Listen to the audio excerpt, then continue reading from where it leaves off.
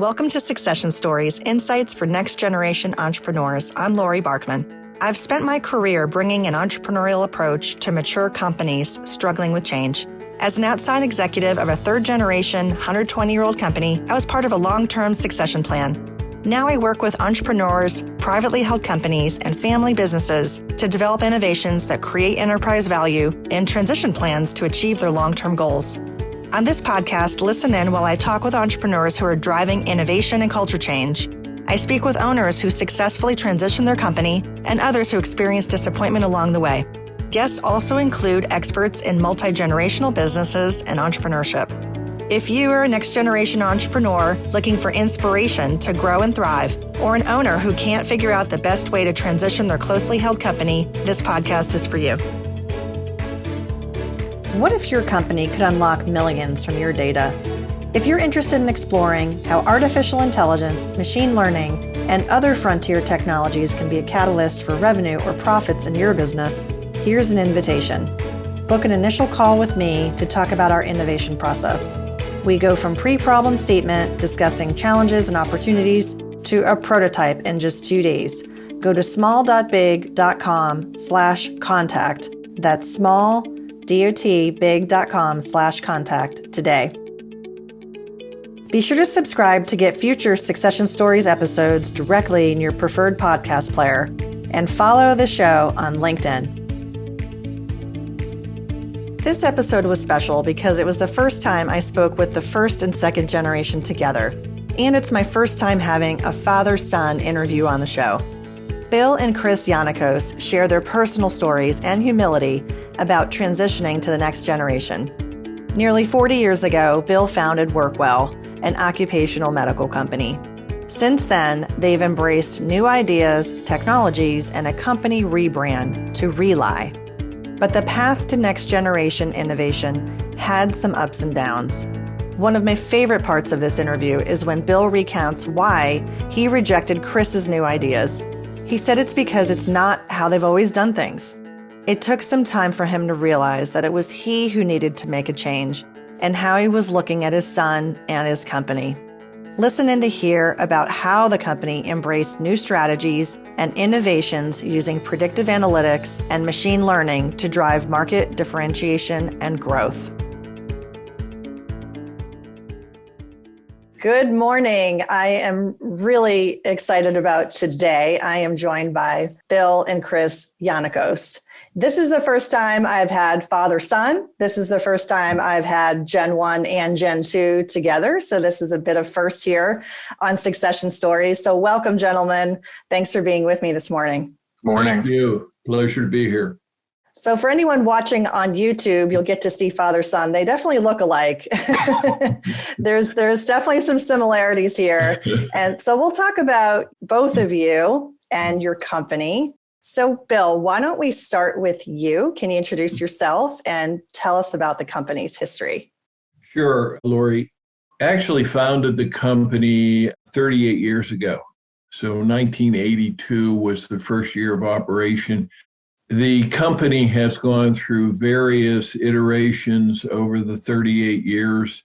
I'd like to say that I started this endeavor with a well-formulated business plan and anticipated what would be necessary and how to implement a startup company in the early 80s, and none of that happened. In fact, I had been working at Pittsburgh National Corporation in Human Resources for a number of years, and I wanted to do something on my own.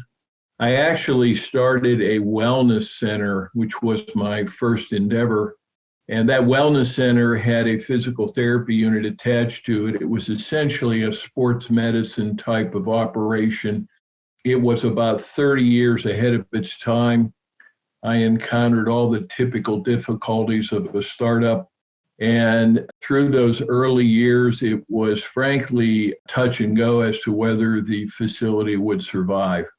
Where Rely actually came from was out of this wellness center.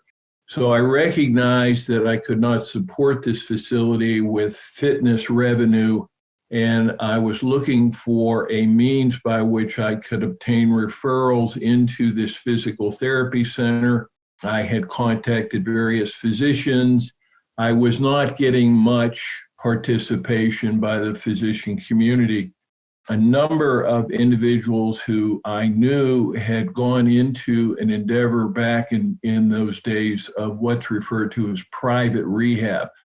Private rehab focused on the resolution of chronic maligning workers' compensation patients. So I recognized there was somewhat of a market there. I hired a part-time physician and a nurse, and I went out to various insurance companies to see if they would be interested in an evaluation and rehabilitation program for individuals who were post-injury approximately 12 months. So I anticipated in the first year we may get 50 referrals. And in fact, in the first year, we got 750 referrals. So obviously I had found a market.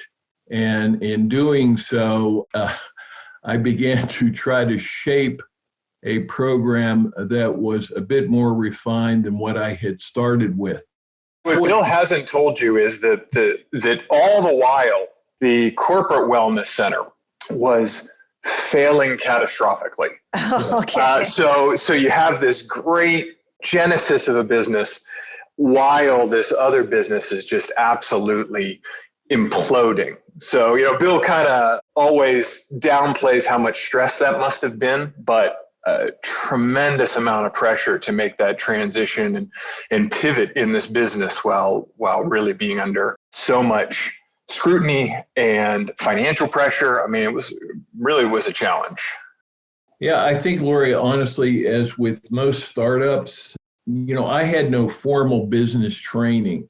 I have a graduate degree in behavior science, and a lot of the genesis to this wellness center came from the fact that I played football in college. I knew something about athletic injuries, and I knew a bit about rehabilitation and fitness, obviously.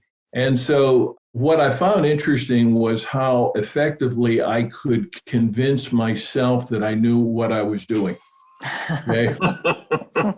And I think with most startups and with most entrepreneurs, they are by nature salespeople. And the discipline of selling oneself into an opportunity is compelling. So that took a number of years to unlearn and to realize that the key to making decisions was to consider why it may not work instead of convincing yourself that it would work. That is a beautiful way to sort of phrase that startup time, where you were really relying on your experience, but at the same time, you're acknowledging you really didn't have the experience in the business side, but you had this experience on what it takes maybe on the rehab and wellness, just from some of the things you experienced. Whole lot of unknowns, though. You got started, and Chris was explaining that there was a pivot there, which added to the stress of being a startup. So today, I guess bringing us up to a little bit of current day, tell us a little bit about the company Reli today. Yes, we are in fact in what's referred to as the occupational medicine space. Occupational medicine really takes two forms. One is direct medical care of individuals who have received work-related injuries, which are covered by workers' compensation insurance. So this would be the occupational medicine clinic, which we have 4 of in the greater Pittsburgh area.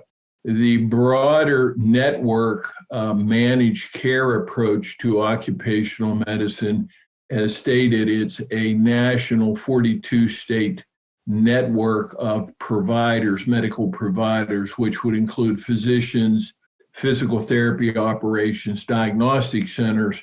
And in that network side of the business, we are actually contracting with insurance companies. We receive a book of business from them, which would be the employers that they insure. And then we are managing the supply chain of medicine, so to speak. So we are scheduling initial examinations. We are scheduling and administrating all of the necessary medical care for an individual to return to work. This was a really interesting pivot for us out of exclusively the clinic locations, right? So when you're talking about owning and operating facilities, you're talking about pretty expensive cost centers, right? Without really any guarantee that the work is going to come in the front door.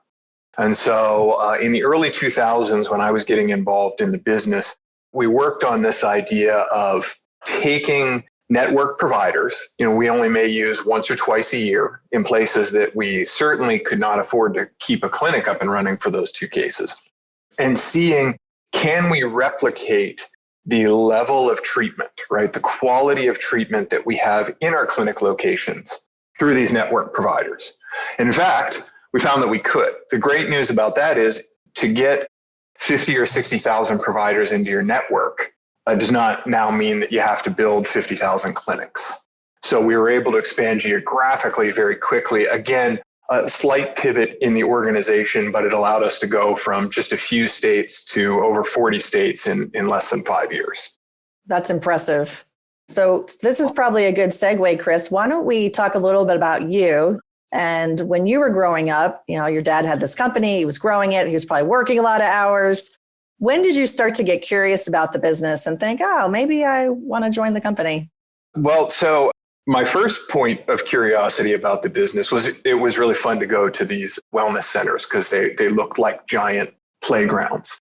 However, my dad was under a lot of pressure at the time. And so the business in all honesty, didn't look all that appealing. And then as I grew up, I got more involved with it, understood the challenges of the business, what was really fun about it. And Bill, why don't you maybe tell about my first job at the business? Yeah, go back a step.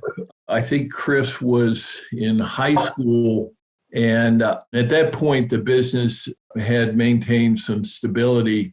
And Chris was actually looking for a summer job. And I asked him if he wanted to come into the company and work and get familiar with how things function. And he said yes, I think because he didn't know what I was going to have him do. So I gave him literally the lowest of the lowest jobs in the company, in the basement. Physically lowest. I was actually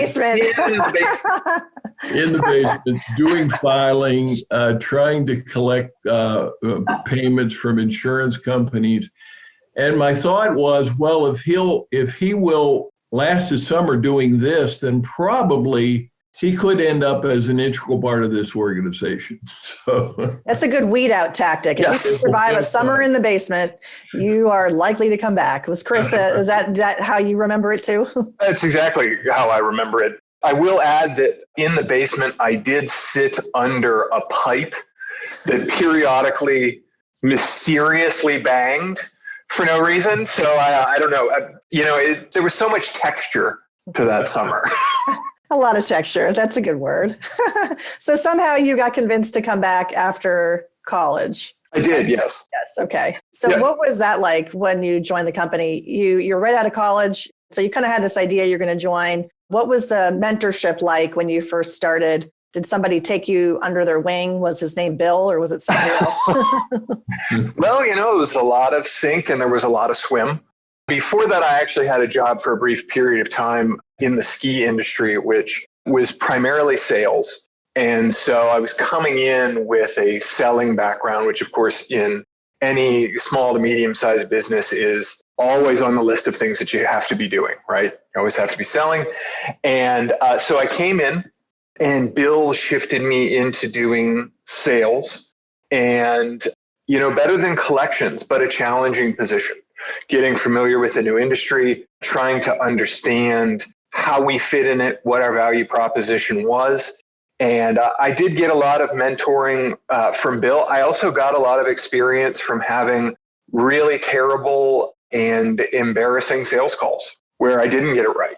And so fortunately, Bill was always there to, tell me to shake it off and let's try another one. In fact, the first major account that I sold after coming to the business, Bill and I did together, which was fun. It was kind of a really neat experience of the two of us doing it together. So the roles that you had, were they in existing departments, or were you carving any new territory with some of the roles that you've had? So we did have an existing sales department, and that's what I initially went into. As I started to move into a little bit more leadership and we started to make these changes in the structure of the business and how we approached the work that we did, that really became a position outside of those specific departments into an R&D silo that we didn't have before. So that was pretty interesting. That is interesting. And so, Bill, when you reflect on Chris coming into the company at that time, and he talks about sink or swim, what do you recall? Was he sinking or swimming? Was he floating at the surface and surviving? No, he was surviving because, fortunately, I had afforded him a very good education, and he's a smart guy.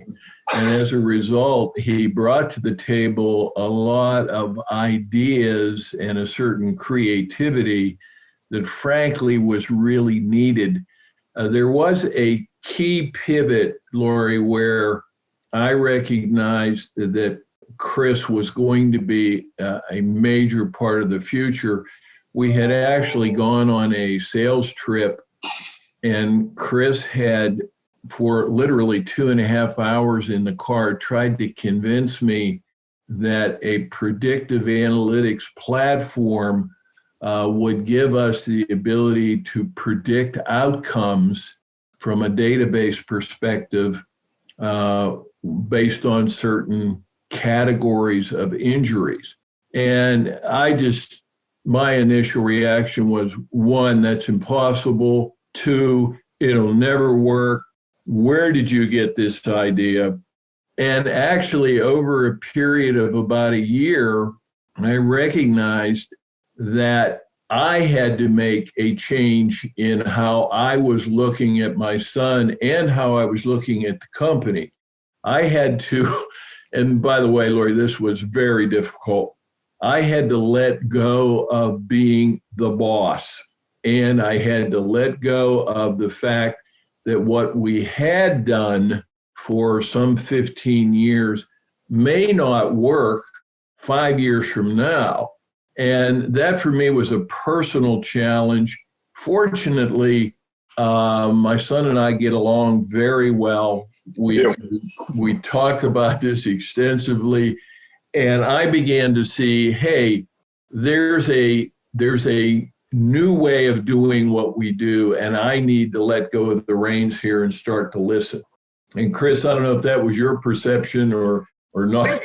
I think one of the places where your leadership and disposition was always inspiring is that you would do just that, right? You would be willing to take a step back and realize that, hey, there might be perspectives on this that I'm not seeing, and that it was not always, as you pointed out, about how we had always done it. And Bill said we had a really great communication, the ability to get along even in the midst of pressure. When we outgrew the building, the second building that the company had been in, the last people to get new offices, right, are the two of us. And so we've outgrown this building. My office has been taken. Bill and I are now sitting together in his office, like old detective style, desk to desk, and we had to sit there and work together on the different projects that we had. And I wouldn't recommend that to everyone, but we did a really great job with it. So much so that we moved into a new building. We put a door in between our offices that just is access for the two of us, so that we can leave it open and yell back and forth to each other. So I think one of the things in Bill's transition in that leadership was the fact that he was willing to communicate through all of this, even when it was uncomfortable, even when it was a 2-hour argument in the car. Of him saying we can't do it and me saying that we can. And so that was really a critical part of our development. Do you see it the same way, Bill? Yeah, I think for both of us there was a give and take, Lori. I think what I've seen and with other entrepreneurs that I have become friends or associated with over the years, that there is a critical mistake where they do not hand the baton to the next generation. They become stubborn and fixed. And frankly, there's a certain amount of pride involved. And I think to effectively have a generational type business, there has to be some humility.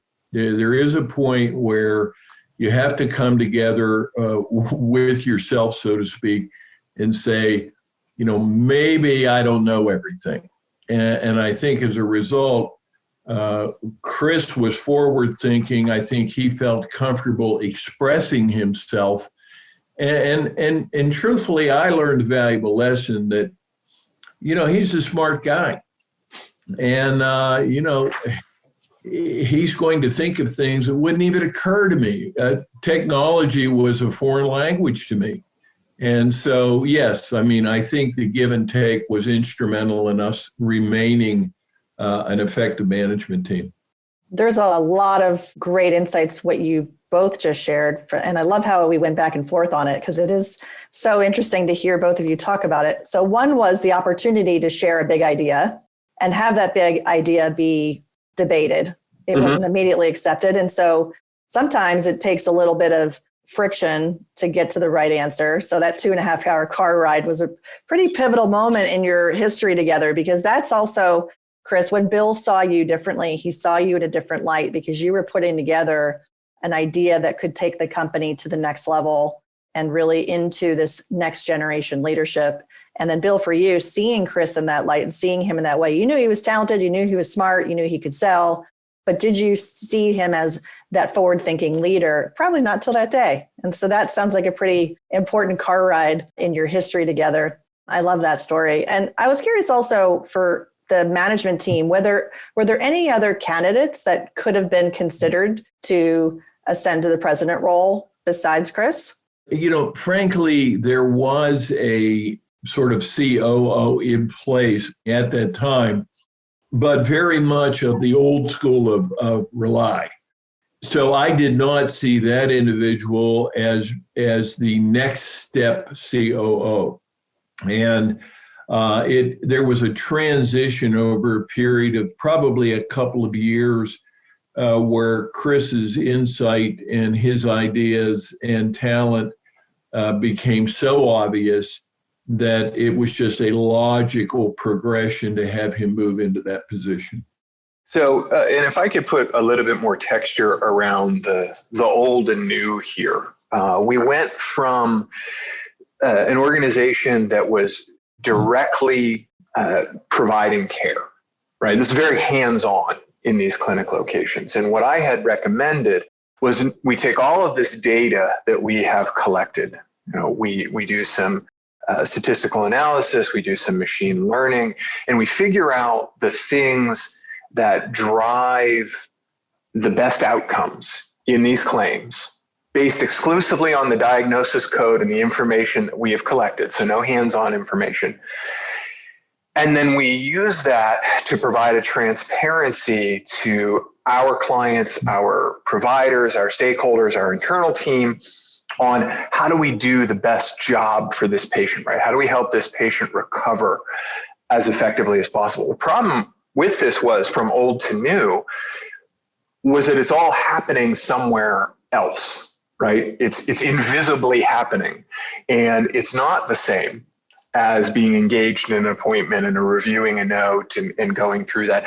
So I think as we moved into the new, that was a big identity shift for the organization. And you recently went through this identity shift more specifically, I understand, with a name change, because Bill, you mentioned that the old name was Workwell and the new company name is Reli. Has this been in market for within the last year? Yes, the rebranding actually was completed June of 2020. We had been working on the rebranding of the organization for probably upwards of 18 months. Workwell was the original name, which was really in the industry tied to direct care, and in moving into a network perspective and the predictive analytics and more of a database management approach, we realized we needed a new name. And we used the opportunity of this pandemic pause to get us there. So, when the pandemic hit, there certainly we experienced the fear and uncertainty that everyone did, and certainly nobody was having any fun. But we used that pause to set in our culture that we would come out of this a better company than we went into it. And part of that was, we didn't have some of the other things that we were used to working on regularly, which gave us time to dedicate resources to finishing this rebrand and making sure the collateral was all really good. And, all of those things that otherwise might have gotten knocked down your priority list. So we tried to make use of this pandemic pause, which we are hopefully on the way out of here and back to regular business. The pandemic pause. Yes, that's good that you paused and didn't stop. There's a really great article I'll include in the show notes. And I did mention on another episode where I had a great conversation with Sean Amirati. He and I talked about corporate innovation at mature companies. And so that's one of the things I like about your story today is we're talking about succession, but we're also talking about innovation and what does the next generation do differently. So it ties in really well with that. And so this article, I think it was a McKinsey article, talked about the successful companies are going to come out of the recession caused by the pandemic are probably the ones that have, shored up their balance sheet, made sure operations are good, made sure their people are safe, their customers are safe. And that's step one, if you will. That's a very big step one, but that's step one. And in parallel, keeping the innovation initiatives going is really the key. So that this pause that you mentioned, Chris, was a pause of maybe business as usual with clients because you couldn't physically see them for a while and you couldn't see your employees for a while. But at the same time, though, you didn't give up on this rebrand. You didn't give up on the push to a new market position and keeping your new data analytics approach, coming to market the way that you want. So I think that's an awesome thing that you've shared with us. And any learning so far about the rebrand? Are you seeing that the market is adopting your new positioning? What we're seeing is that even just the name change itself created the opportunity for us to continue to develop our identity. And so one of the things that we've always done as an organization, this goes back to Bill, at the very, very start of what we did, is that we focus on the patient recovery process. In fact, we're the only patient recovery process partner out there in the industry. What we have learned is that if you do a better job helping someone get well, that all of the other stakeholders in the process get better outcomes. And so part of this rebrand was continuing to push that part of our culture and part of our identity forward, that we need to be efficient, we need to be effective, but we also need to realize that we're treating patients, right? So that was a really key thing for us to push forward in the rebrand, and it's something that the market has responded to. That's fantastic. And Bill, from the history and the legacy standpoint, the company's got a different name now. Your name is not literally on the door, but certainly your imprints are everywhere. But as you now see the company with a new name and there's a new business positioning, a new market positioning out there, how does that make you feel? Well, very positive.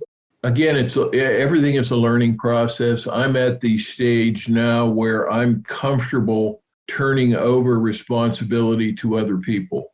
I've recognized that I'm going to be, as the company is going to be as successful as the talent pool that we have. For entrepreneurs, I think that's difficult because you, in the back of your mind, you started this and you still think to some extent that you have all the best ideas.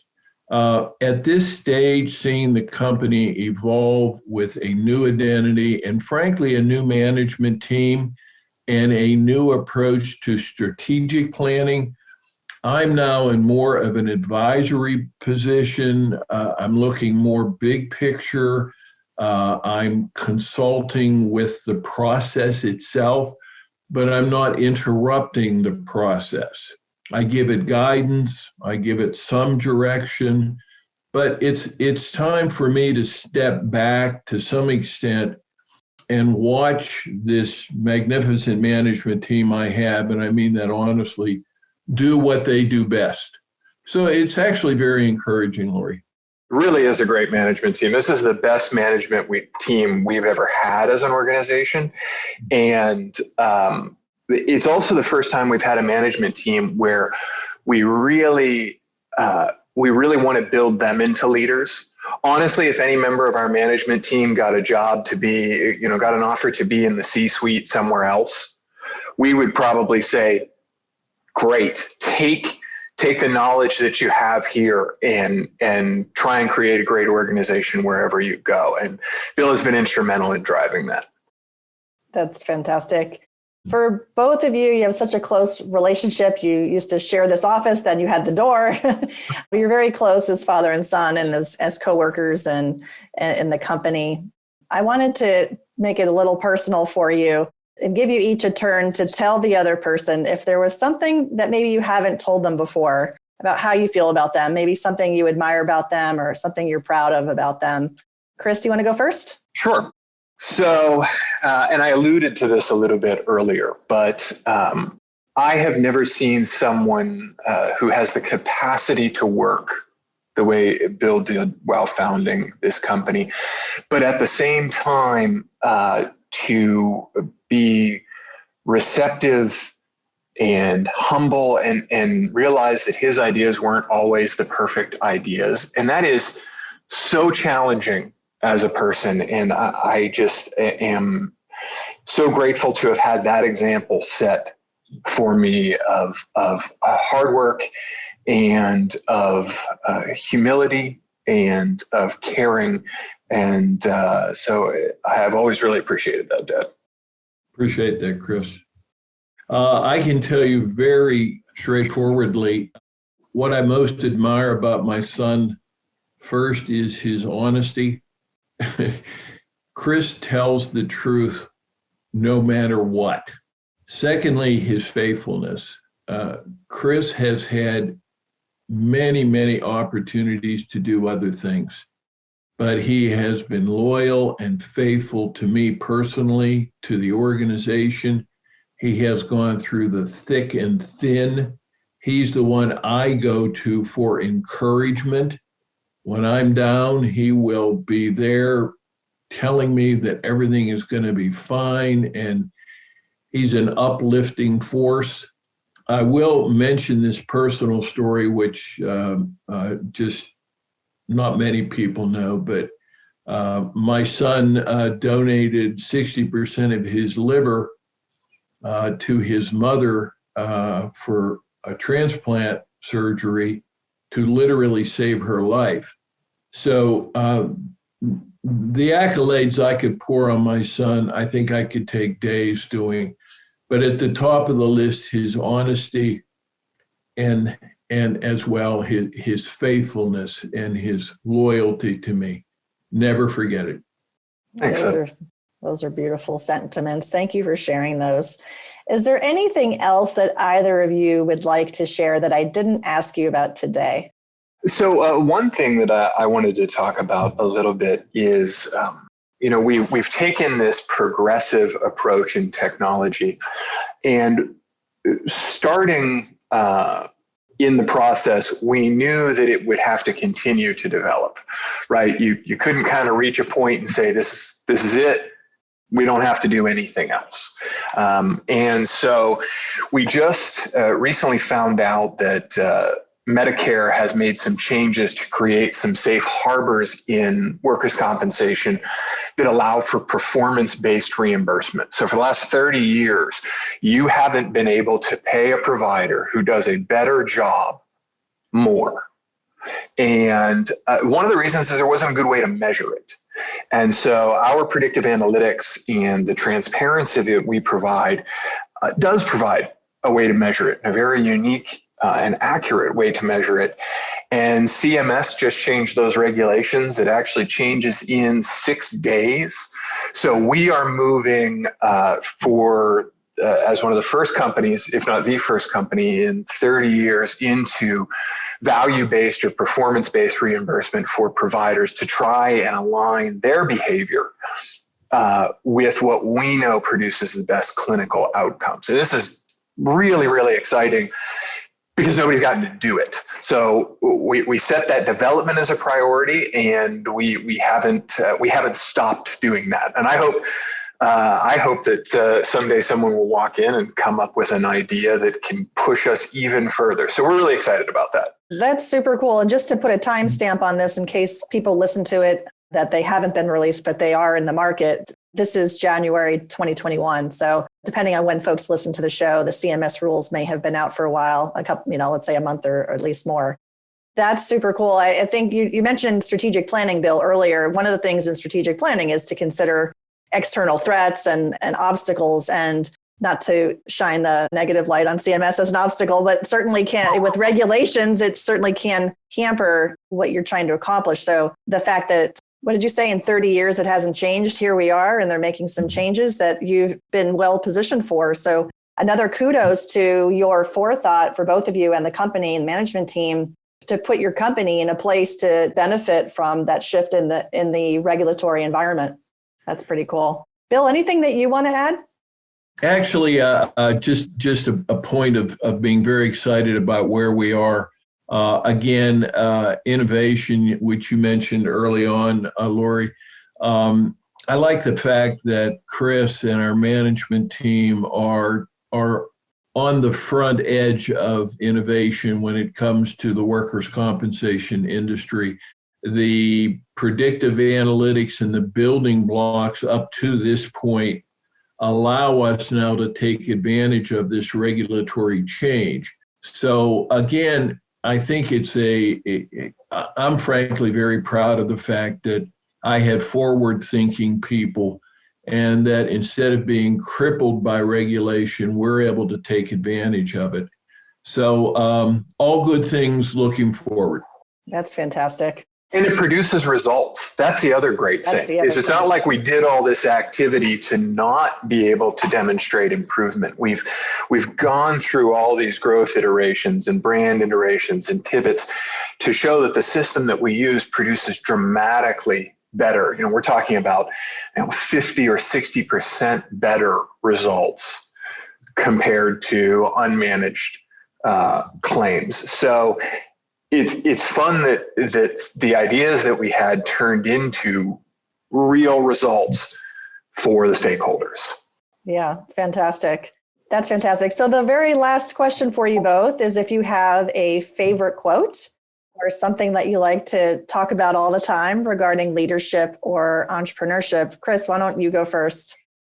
So I have an Eisenhower quote that I like, which is that plans are useless, but planning is indispensable. And that is so true. Everybody has a plan until they get punched in the face, which I think someone used already. They did. That's a Mike Tyson quote. That's a Mike Tyson quote. However, plans are useless, but planning is indispensable, right? You've got to do that process. You've got to do that work, or you can't get to a place where you can pivot because you just don't understand. So that's mine. That's a very important quote. I like that a lot. Bill, how about for you? Yeah, something that I literally rely on a regular basis. And it is that you will know when you are a mature manager when the needs of your people are more important than your own. Great quote. Your people first, and then if your people are taken care of, you will always be taken care of.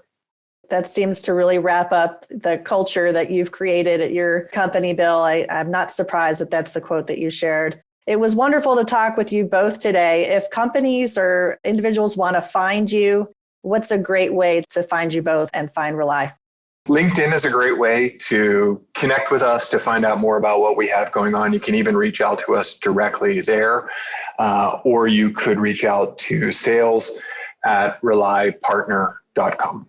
Awesome. Thank you both so much for coming on this episode. It was really special to have both of you together. We appreciate it. Thank you so much. Thank you very much. Innovation, transition, growth. Easy to say, but hard to do. If you're an entrepreneur facing these challenges, I get it. I work with businesses from small to big to achieve your vision. Visit smalldotbig.com to learn more. I'd love to connect with you. Subscribe to Succession Stories, and if you enjoy the show, please share a rating and review.